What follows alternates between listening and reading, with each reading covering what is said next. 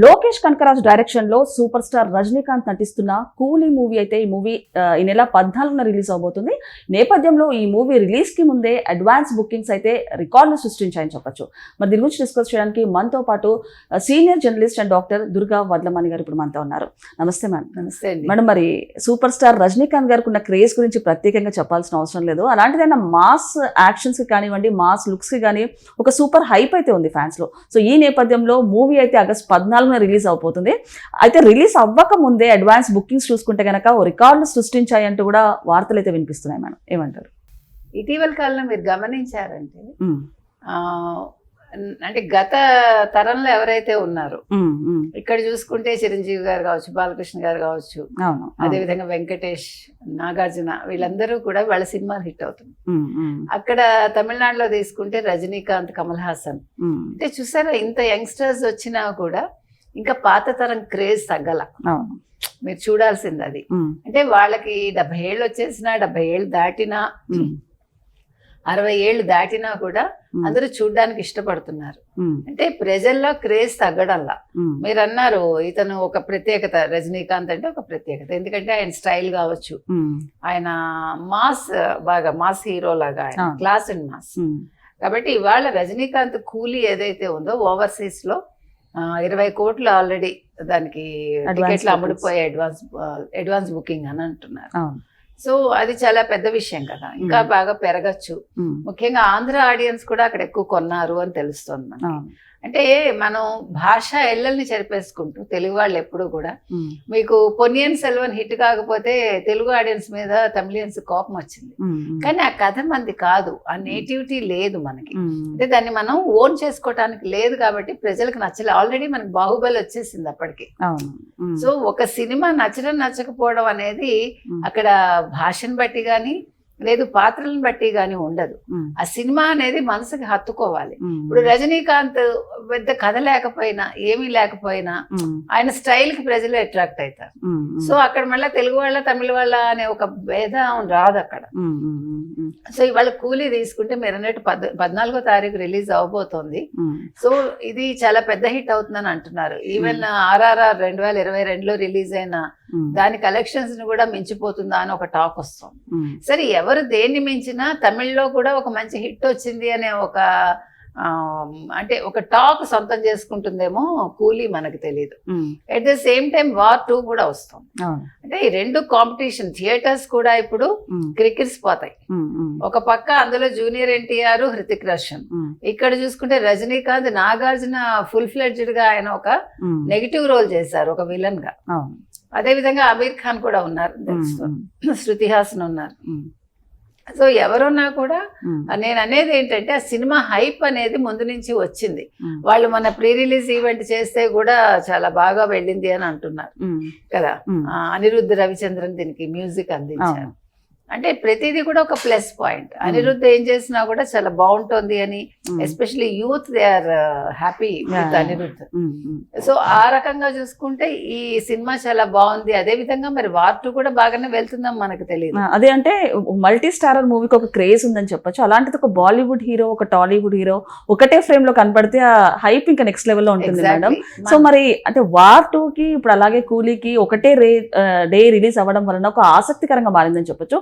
అంటే అలాగే కూలీ కూడా డామినేట్ చేస్తుంది అంటూ కూడా వార్తలు అయితే వినిపిస్తున్నాయి మేడం. ఏమంటారు? అంటే హిందీ బెల్ట్ కూడా రజనీకాంత్ మూవీకి ఆసక్తి చూపిస్తున్నారని తెలుస్తోంది. అంటే Hrithik Roshan is a good hero, no doubt. At the same time junior NTR south లో మంచి హీరో. RRR లో మనం చూసాం అతనికి ఒక క్రేజ్ ఉంది. అయినా కూడా ఇవాళ సౌత్ కి సంబంధించి ఒక రజనీకాంత్ కావచ్చు, ఒక నాగార్జున కావచ్చు, అదే విధంగా నార్త్ నుంచి అమీర్ ఖాన్, ఇక్కడ 3 హీరోలు ఉన్నారు, అక్కడ 2 హీరోలు ఉన్నారు. ఇప్పుడు సౌత్ నార్త్ కలిపి చేయటం అనేది డెఫినెట్ గా దీనికి ఒక క్రేజ్ ఉంటుంది. మీరు చెప్పండి ఎంత హైప్ కి వెళ్తాయో తెలియదు. గతంలో మల్టీ స్టారర్ మనం చూసాం, అది సౌత్ కి పరిమితమైంది. కానీ ఇప్పుడు మల్టీ స్టారర్ అనేది సౌత్ వర్సెస్ నార్త్ లాగా అన్నమాట. అంటే కలిసికట్టుగా పనిచేశారు. కాబట్టి ఈ 2 సినిమాలు ఎలా ఉంటాయి, మధ్యలో ఈ మాస్ జాతర ఒకటి వస్తుంది రవితేజ. కానీ మాస్ జాతర తీసుకుంటే కనుక అయితే ఒక సాంగ్ మాత్రం చాలా కాంట్రవర్సీ క్రియేట్ చేస్తుంది. ఎందుకంటే అందులో పదాలు కావచ్చు, రాసిన లిరిక్ అనేది చాలా అంటే ఎబెట్గా ఉంది చెప్పాలంటే. అది మనం ఇంకా అంతకు మించి అండ్ మాట్లాడలేము. ఇంకొకటి మేడం, అంటే సాంగ్స్ రాయాలంటే, స్క్రిప్ట్స్ రాయాలంటే కూడా ఎన్నో రకాలుగా మనం రాయొచ్చు. ఎంటర్టైన్ చేయాలంటే, ఫన్ క్రియేట్ చేయాలంటే, అలాంటిది అంటే ఒక ఐటమ్ సాంగ్కి కూడా ఒక ప్రత్యేకత ఉంది నార్మల్గా మనం మూవీస్లో చూసుకుంటే. కాకపోతే అంటే ఇప్పుడు అమ్మను అక్కను అనుకుంటే కూడా ఒక ఇలాంటి పదాలు వాడుతూ సాంగ్ని నేను తీయడమే అన్నది అదే, అసలు ఆ పదాల కూర్పు మీరు చూసారంటే అది చాలా నెగిటివ్ ఇంపాక్ట్ వస్తుంది మనకి. అంటే దానికి ఏదో ఒక రెండో చరణంలో మీరు సడన్ గా ఏదో కలిపారు కానీ అవును అది అందం రాలే, పాటకి అందం రాలే. అవును అవును. కాబట్టి ఒక వల్గారిటీ అనేది అక్కడ మనకి కనిపిస్తోంది. కాబట్టి పాట రాసే ముందు మీరు ఇది ఈ స్లాంగ్ అది ఆ స్లాంగ్ అని చెప్పకండి. ఏ స్లాంగ్ అయినా ప్రజలు చూస్తారు. అది కాదు అక్కడ కావాల్సింది, మీరు వాడిన పదాలేంటి. ప్లస్ మీకు ఒక క్లారిటీ ఉండాలి రాసే వాళ్ళకు కూడా. ఇప్పుడు మీరు శ్రీకాకుళం స్లాంగ్ అని అందులో తెలంగాణ కూడా చూపించారు. So you don't have any clarity. First of all me mind లో క్లారిటీ లేదు. నేను అనేది ఏంటంటే మనం ఒక పాట రాసినప్పుడు పాట అనేది ఆసువుగా వచ్చేయాలి. ఇప్పుడు ఆత్రేయ గారైనా, వేటూరు గారైనా, తర్వాత సిరివెన్నెల గారైనా, వెన్నెల గంట అయినా, ఆఫ్ లేట్ రాసే వాళ్ళందరూ కూడా అది ఒక ఇట్లా మనకి ఆ సిచ్యువేషన్ చెప్పగానే పాట వచ్చేయాలి. అసలు వేటూరుని మించి ఎవరు లేరు కదా. వేటూరు గారు మీకు ఒకేసారి మీకు ఎన్ని వెర్షన్స్ అయినా రాసేవాళ్ళు, మీరు నమ్ముతారో లేదో. ఇంకొకటి మేడం, అంటే ఇప్పుడు మనము కూలీ మూవీలో చూసుకుంటే గనక కేవలం వాయిలెన్స్ ఎక్కువ ఉందని చెప్పేసి ఏ సర్టిఫికేట్ తీసుకున్నారు. అలాంటిది ఇలాంటి పాటలు రాసే ముందు డైరెక్టర్స్ కానివ్వండి, లేకపోతే వాళ్ళు కూడా అట్లీస్ట్ ఆలోచన కూడా చేయలేదంటారా? ఎగ్జాక్ట్లీ. ఇప్పుడు కూలీకి మీరు చెప్పినట్టుగా ఏ సర్టిఫికేట్ వచ్చింది, యుఎస్ లో అనుకుంటా AU 2 ఇచ్చారు. అంటే ఎందుకు ఇచ్చారు? వైలెన్స్ ఎక్కువగా ఉంది, 14 to 18 ఏజ్ మధ్యలో వాళ్ళు ఆ సినిమా చూడొద్దు. ముఖ్యంగా ఐమాక్స్ లు కొన్ని ఒక 2-3 కేటగిరీస్ ఇచ్చారు వాళ్ళు. మరి ఇలాంటి పాటలు అనేవి రాసేటప్పుడు మీరు అన్నట్టుగా సర్టిఫికేట్ ఇచ్చేటప్పుడు censor they have to think twice. ఇలాంటి పాటలు బ్యాన్ చేయాలన్నది, పాటలు బ్యాన్ చేయాలి. ఇలాంటి సినిమాలు కూడా అంటే డైలాగ్స్ ఈ మధ్యన ఎక్కడ ఎంత ఎక్స్ట్రీమ్కి వెళ్తున్నాయంటే, మీకు గుర్తుంటే అర్జున్ రెడ్డిలో ఒక పదం వాడతాడు, దానికి ఏమంటాడు విజయ్ దేవరకొండ, మనకి కోపం వచ్చినప్పుడు అట్లాంటి పదాలు ఎందుకు వస్తాయి? ఒక తల్లిని తిట్టే సంస్కృతి ఏంటి? అక్కడ తల్లి ప్రైవేట్ పార్ట్స్ నువ్వు తిడతావా? అది సంస్కారమా? అది సంస్కృత? సినిమా హిట్ అవ్వడం లెక్క కాదు. కలెక్షన్స్ ఒక సినిమాకి అంటే మీరు బేరీస్ వేయడానికి కొలమానం కాదు. కొన్ని సందర్భాల్లో ప్రజలు చూస్తారు, కానీ మీరు ప్రజలకు ఏం చెప్తున్నారు అనేది చాలా ముఖ్యం. ఒక అర్జున్ రెడ్డి తర్వాత విజయ్ దేవరకొండ కెరీర్ ఎలా ఉందో మీరు చూసుకోండి. అంటే మనం వాడే పదాలు, నాకు ఇలా కోపం వస్తుంది, నేను ఇంట్లో ఇలా తిడతానంటే నువ్వు పబ్లిక్ లో అలాంటివి పనికిరావు. నేను అనేది ఏంటంటే పదాలు అనేది మీరు వాడడానికి సిగ్గుపడాలి. నేను ఇది చెప్పడం ఏంటి, సర్లే ప్రైవేట్ గా మాట్లాడితే మాట్లాడతారు.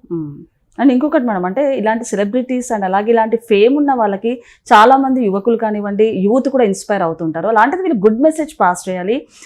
కాకపోతే ఇలాంటివి చేయడము ఎంతవరకు కరెక్ట్ అంటారు? తప్పంటారు నేను. ఇప్పుడు మీరు బెట్టింగ్ యాప్స్ వల్ల అదే కదా ఇప్పుడు గొడవ, బెట్టింగ్ యాప్స్ చేయొద్దని అన్నారు. అదే విధంగా పదాలు కూడా, అంటే భాష కూడా చాలా ముఖ్యం అండి. మీరు వాడే భాష నెక్స్ట్ జనరేషన్ దాన్ని ఫాలో అవుతుంది. కాబట్టి మంచి పదాలను కూర్చండి, మంచి రైటర్స్ మంచి మంచి భాషను ఇవ్వండి. ఇప్పుడు మాయాబజార్ని మనం ఇంతవరకు కూడా వాడుకుంటున్నాం ఆ పదాలని. ఇన్ని పదాలు భాష కొత్తగా సృష్టించాలి అని అంటారు. రంగారావు గారు చాలా మంచి మంచి డైలాగ్స్ చెప్తారు. అదే విధంగా మీరు బిగినింగ్ నుంచి తీసుకుంటే సినిమా పుట్టిన దగ్గర నుంచి ఇంతవరకు ఇటీవల కాలంలో వస్తున్న సినిమాల్లో వాడే ఊత పదాలన్నీ కూడా పాత సినిమాల నుంచి తీసుకుని, కొత్తగా ఎవడు కనిపెట్టలే. మీరు కావాలంటే చూసుకోండి. ఏదైనా సరే ప్రతి వాడు, ఇప్పుడు మనం కొన్ని క్యాచీగా ఉన్నాయి అనుకుంటాం కదా, వాళ్ళు వాడుతూ ఉంటే అవన్నీ కూడా పాత సినిమాల్లోంచి తీసుకున్నవి. కాబట్టి ఇప్పుడు వీళ్ళు కొత్తగా కనిపెడుతుంది ఏమీ లేదు. కాకపోతే రైటర్స్ అనే వాళ్ళు ఏంటంటే భాషని బాగా ఇంప్రూవ్ చేసుకోవాలి. పలు భాషలు రావటం కూడా మంచిది. సంస్కృతం తెలవటం వల్ల కూడా మనం రాయడం ఈజీ అవుతుంది. అలాగే నేనేం నేర్చుకోమని చెప్పను, అయితే భాష మీద పట్టు సాధించమని మాత్రం మనం రైటర్స్ కి చెప్తాం. సో ఏది ఏమైనా ఇప్పుడు రానున్న రోజుల్లో ఒక వారం రోజుల్లో 3 సినిమాలు రిలీజ్ అవబోతున్నాయి. కూలీ, తర్వాత వార్ 2 అండ్ దెన్ మాస్ జాతర. సో ఎవరి సినిమా ఎలా ఉండబోతుందో మనం చూద్దాం. Okay madam, thank you.